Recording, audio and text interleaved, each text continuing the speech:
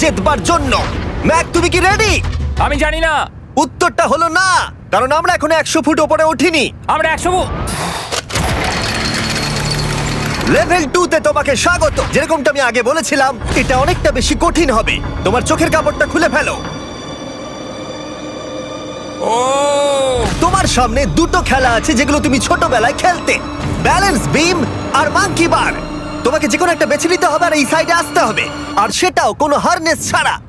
না না না না, যদি না, কোনো না, না। কারণে ও অবস্টাকেল কোর্স থেকে পড়ে যায়, তাহলে ও প্রথম কোর্সের মতো সোজা নিচে নেটে গিয়ে পড়বে, আহ! আরো $8 লাখ হেরে যাবে। জিমি, চ্যালেঞ্জটা সেকেন্ড রাউন্ডে এত কঠিন করে দিয়েছো। তুমি কি বলতে চাও $8 লাখ জেতা এতটাও সহজ হবে না?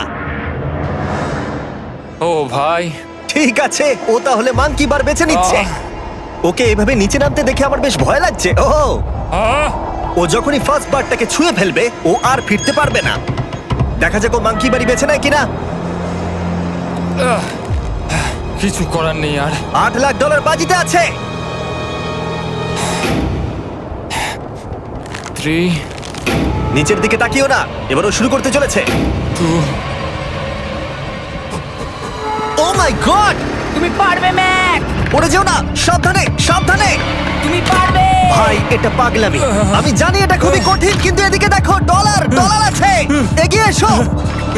এটা তো অনেকটা দূরে। যত এগোবে ম্যাক, চ্যালেঞ্জ তত কঠিন হবে। এ বাবা, ও মাই গড। ম্যাক, তুমি অলরেডি হাফ চলে এসেছো। তোমার আগের পরাজয়গুলোর কথা ভাবো, হাল ছেড়ো না বন্ধু। ম্যাক, তুমি পড়ে গেলে আমাদের নতুন কন্টেস্টেন্ট আনতে হবে। ও মাই গড! ঠিক আছে, আর কটা বাকি আছে? Wow! দেখে এর মাঝে অনেকটা গ্যাপ আছে। সাবধানে এসো।